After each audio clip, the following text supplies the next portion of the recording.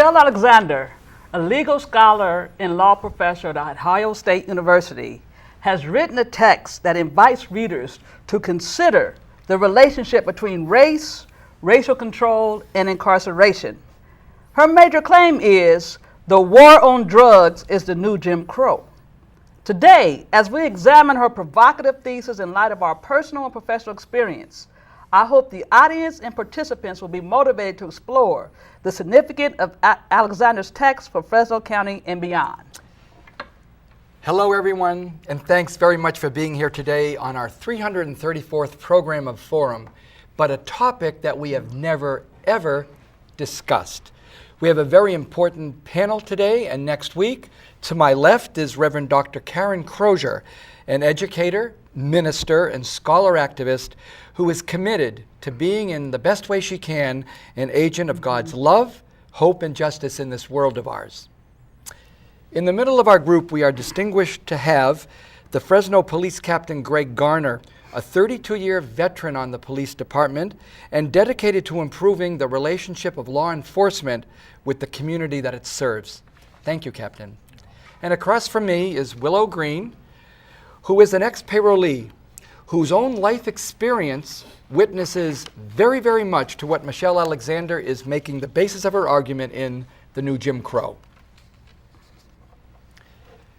Quite belatedly, I came to see that mass incarceration in the United States had in fact emerged as a stunningly comprehensive and well-disguised system of racialized social control that functions in a manner strikingly similar to Jim Crow.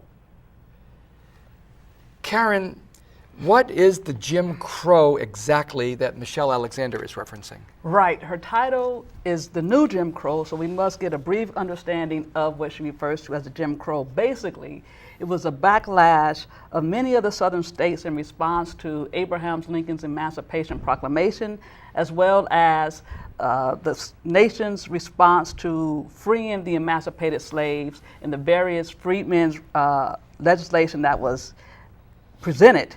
It was a system that emerged in the southern states during the early 1900s as a way to denigrate and disenfranchise African Americans socially, politically, economically, and educationally. And that's what we're going to be unpacking this week and next, the sad reality of African American life based on the reoccurrence, the reemergence of Jim Crow. Captain Garner and Willow, I wonder if you could open up our program by sharing candidly perhaps the impression that Michelle Alexander's book made on you, the challenges it offered, or the insights it provided. Captain. Well, thank you. After reading the book, it was an eye-opener for me, just to be able to perceive that a grand conspiracy, if you will, an orchestrated, intentional methodology was put into place in order to control, or at least to attempt to control, certain populations within the country. It was shocking, and it was something I'm honestly a bit embarrassed that I hadn't even considered that as a possibility. And in reading the book, there's still a number of questions that I have, but it just was an eye-opener for me in terms of that perspective. Thank you for sharing that. Willow, probably differently for you. Yes, as being put into the system or got into the system, I started really understanding my place in life as it was. There's a lot of things that do come up in her book that I'm really shaken by, because I didn't realize all the facts and the figures showing how much my race is being bought into the incarceration periods, especially at a young age. I talk to a lot of youth today, and their concern is basically that, talking about how we're being harassed, how we're doing this and how we're doing that. And today it comes down to, like, it is the old Jim Crow. I can see it, I feel it, by being employed or just being walking down the street. Karen, back to you on this one to help us understand Michelle's thesis. What is the war on drugs, this famous war on drugs, 40 years old, that she does call the new Jim Crow? What's the war? Time does not permit an extensive response to this question because she provides a very thorough and sound historical analysis going back to slavery to the present. But suffice it to say, she claims that Ronald Reagan is officially, when he announced the current war on drugs in 1982, and it was before crack became an issue in the media or a crisis in poor black neighborhoods. And so therefore, she's claiming that it is the Reagan administration that hired staff to publicize the emergence of crack cocaine in 1985 as part of a strategic effort to build public and legislative support for the war. The media campaign was an extraordinary success. Almost overnight, the media was saturated with images of black crack whores, crack dealers, and crack babies. Images that seem to confirm the worst negative racial stereotypes about impoverished inner city residents.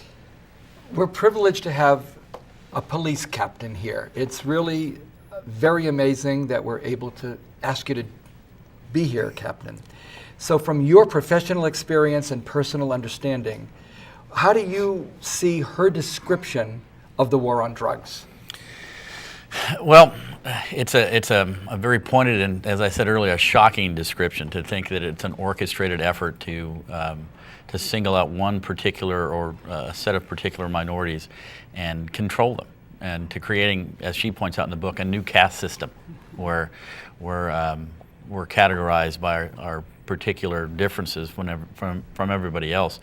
In terms of my law enforcement experience, I look at it differently now after having read the book. The last 32 years in my business, it's a different experience now, and I'm looking at it from a different perspective. Let me try some more quotes from the book. All these graphics that you're seeing with the little page numbers all come from the single book by a single author, The New Jim Crow, Mass Incarceration and the Age of Color Blindness by Michelle Alexander. She has some quotes I'd like to share with you right now and then have our panel dig into them and open them up. Today, a criminal freed has scarcely more rights and arguably less respect than a freed slave or a black person living free in Mississippi at the height of Jim Crow. That's on page 138, a very important part of the book. She also says, the whites only sign may be gone, but new signs have gone up. Notice is placed in job applications, rental agreements, loan applications, forms of welfare benefits, school applications, and petitions for licenses, informing the public that felons are not wanted here. And finally, a criminal record today authorizes precisely the forms of discrimination we supposedly left behind, such as discrimination in employment, housing, education, public benefits, and jury service. These people who are labeled criminals can even be denied the right to vote. Willow, to you personally, do you see the correlation that Michelle Alexander makes between this situation of the war on drugs, the new Jim Crow? Yes, I do, quite a bit. You know, as being an ex-felon, I wanted to vote. You know, that's part of our heritage. You know, to vote as far as when we could vote at the time. You know, as being on parole, I couldn't vote, and I missed out. You know, just like what they're saying about housing and jobs and things, it still comes up, and it comes up a lot harder today for some reason. It seemed like people would be more relaxed about the feeling of hiring an ex-felon or something like this, but it seemed with the title comes misunderstanding. You know, a guy could be caught shoplifting and he's a felon for the rest of his life, but he's applying for a job that he's qualified for, but he can't get it. You know, so that comes into play a lot, you know. Karen, before we take the break, we still have, I think, a little time. Is there something about this very topic right now that you'd like to weigh in on, and Captain? Yes, I think it's very important of what Willow has shared on his own personal experience as far as the stigma that never is removed in one's life once they are labeled a felon.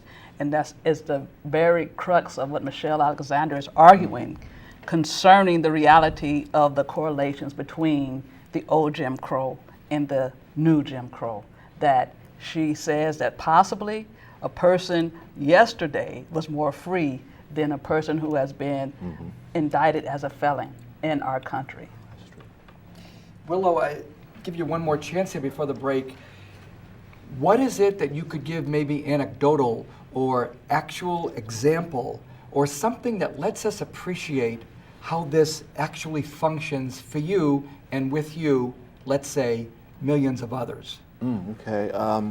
You know, I can take it back to when the stigma of being on parole.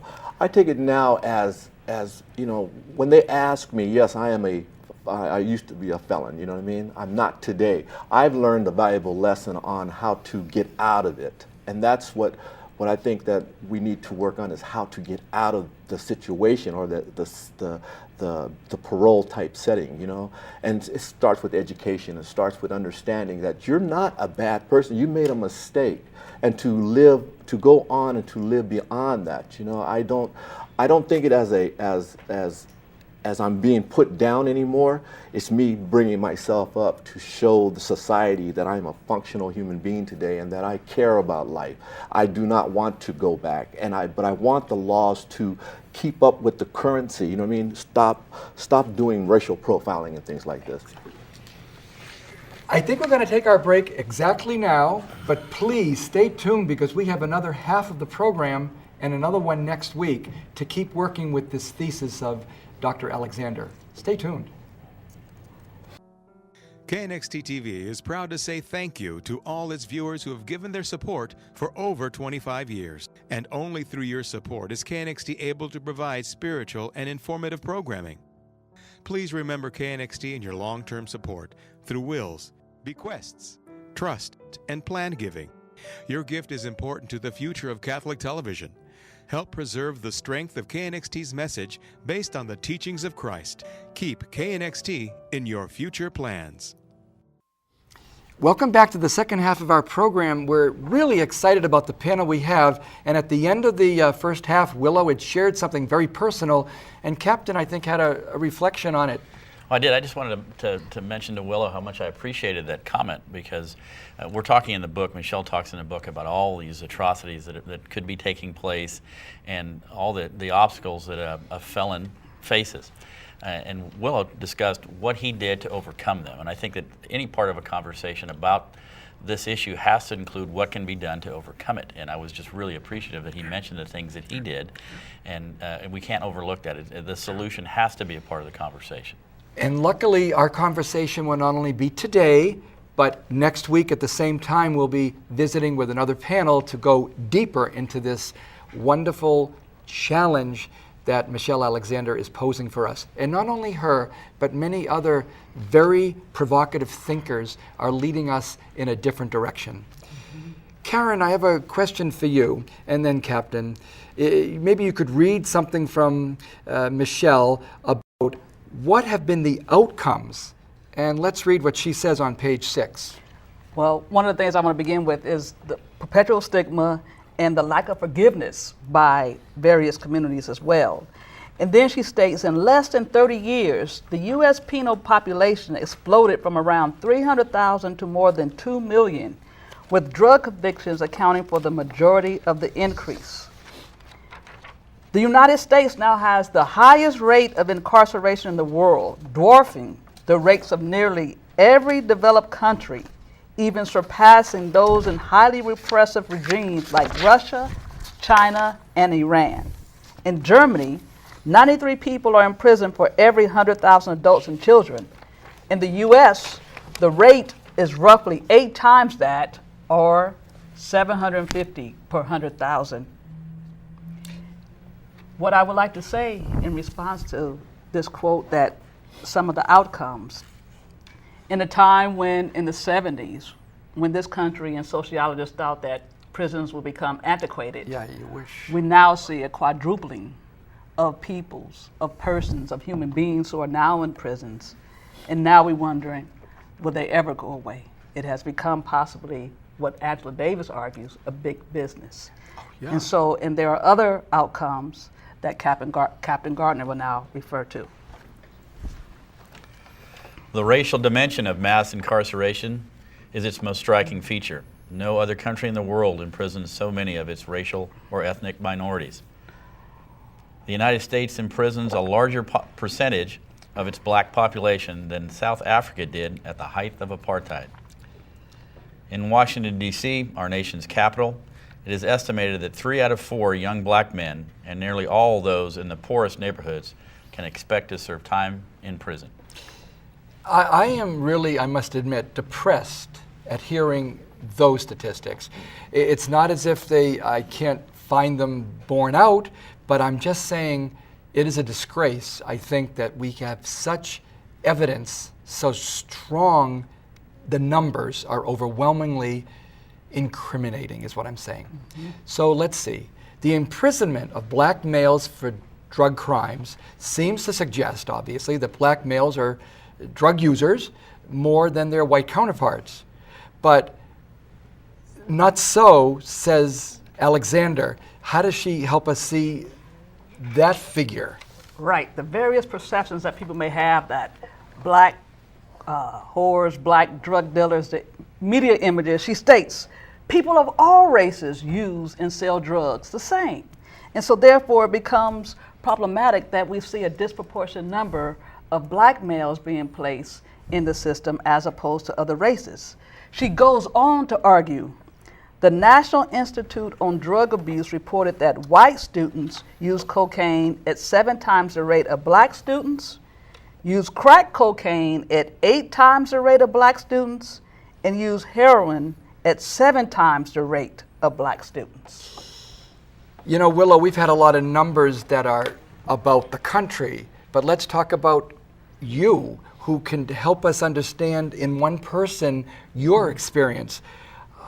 Are these borne out in any of your connections? Is this something you can identify with, or is your life not going along with Michelle's? Well, no, I can identify with a lot of this, especially all the numbers that are being thrown out at us. You know, I personally have seen it. You know, being from a middle class family, you know, living on a predominantly white side of town, I was picked on a lot by the police, stopped and things like this. As I got older, I started knowing how to camouflage myself, to make myself look a little bit less conspicuous. But that didn't even help. How would you even try to do that? That's an interesting point. Dress, hairstyle, the way I was dressed, how I perceived, how I talked to people, stayed away. Wow. You know, and it's just like, that's what I learned, how to camouflage my life when I was growing up. That's why I didn't get in a lot of trouble, because I was taught that, you know, by society.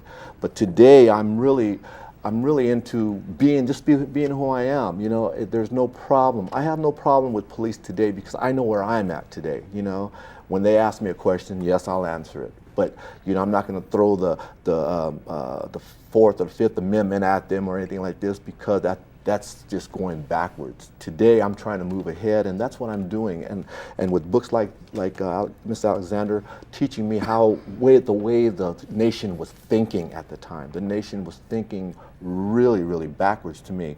I was part of that white bathroom, black bathroom. My dad was really light complected, so he could order food at a white restaurant while we sat out in the car. But we couldn't even go in the place. So you know, it's all that encompasses me today. You know what I mean? And I take a look at a lot of things. I go down the street and see who did the police stop today, you know, and what nationality is there?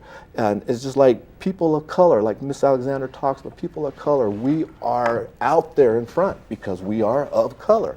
And something needs to change. The feds need to change their outlook. City courts, state courts need to change their outlooks, because it's a lot different today, you know. But yet you want to keep bringing up the past, and that's not right. Wow.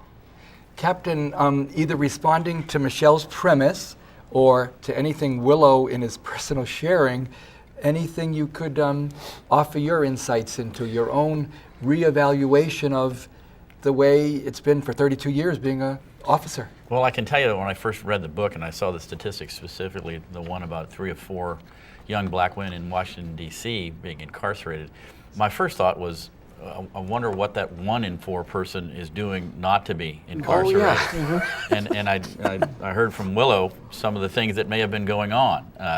Change the way you appear, change the way your demeanor, the way you talk to people. And so there's still questions that I need to have answered in terms of that. And I'm going to hope, just because I want to be optimistic, that that's not the only thing that 1 in 4 person was doing, that there were other things that were keeping them out of the system. And I think we do need to explore that to see what getting back to what we talked about earlier, what will be part of the solution to this, to turn that tide. Well, speaking of solutions, there's one more question we do want to fit into this half of the 2 programs, and it's having you dialogue with Michelle. So my questions to all of you, and I think Karen's going to open up first. What questions does this book raise for you? How would you respond to some of the positions of Michelle? What questions would you have for Miss Alexander? And what would be your ethical response? So for any of that, Karen, where would you like to dialogue with Miss Alexander? Well, I must give her much praise in the ways that she has put herself out of the line as a legal scholar and law professor, and to provide a very open, transparent analysis of this comprehensive, intentional, yet disguised system. And she identifies the political elite, the media, and drug policing as the primary entities and institutions that are responsible for what has happened around the war on drugs as a new Jim Crow. And so as a law professor, African American law professor, she has sort of allowed us to see into a place that many of us would not have been able to connect the dots. And therefore, she puts up front and center that those who have been locked up and locked out of American mainstream should not be forgotten, and especially as people of faith, that yes, they have used drugs, but as she pointedly articulates, so do other races, classes of people use drugs too. And so therefore she raises the critical issue: what are we really doing to care for those who are being disproportionate, locked up and locked out in a permanent caste system? And how can we, as people who are complicit in many ways, respond to this situation? Thank you. Captain Garner, again, the questions, but you get 2 choices. You can go easy or hard here. What question would you pose to Miss Alexander? Or where did she most provoke you to do anything? Where did she inspire you? I think in a conversation with the author, I'd want to ask the question: how did she become convinced that this was really true? Is it just simply a compilation of statistics, and I'd also want to know how much time and how much thought she's given to the solution, because I think Dr. Crozier mentioned it. It's so important for us to, once we've determined, and we'll say for the sake of conversation, that her premise is true, if it is, then we have to move towards a solution. We have to figure out some way of righting those wrongs now. It can't be something that takes years. No. It has to be something we deal with today. So I mean, that would be the conversation I'd want to have with her. What are your thoughts about correcting this now that we've pointed it out? Thank you. That's a great way to go, and I think that is actually possible. Mm-hmm. Willow, where are you with Miss Alexander? What would you ask her? What would you hope she'd help you with? Well, one of the best things that I learned, I saw her in person in Sacramento. One of the things that I did get off of her was the way you have to promote yourself. You know, it's not too late. We need to change a lot of things, and that's what she's bringing out in books like hers or other books similar to her, to bring out the question, you know, so the public can understand the question and come up with some type of answer for themselves. You can't walk around with blinders on anymore. You have to dive into things like this to understand exactly what black people are going through, what Hispanics are going through, you know, and as myself being a black man, what I'm going through, you know, because there's so many things, pressure on the shoulders of black Americans today, incarceration is heading number one of them, you know, and that's what I don't like. Thank you. Karen, I think we'd like you to post right now. Tell us a little bit about how we could reach you, so Greg can put up the contact information, but then you could also be answering this other question or clarifying racial indifference. You did want to raise that, I think, during this program, and speak to that. What is that? Well, you could reach me at 453-2020 or karen.crozier@fresno.edu. I would be happy to continue the conversation with those of you who are interested in exploring further and possibly reading the book and hear of other events that are taking place around Michelle Alexander's New Jim Crow. But the issue of racial indifference is what she connects to what I identified as the comprehensive, well-defined system, that we don't care anymore about race and people of other racial groups. And so therefore we have become indifferent and lacking the empathy.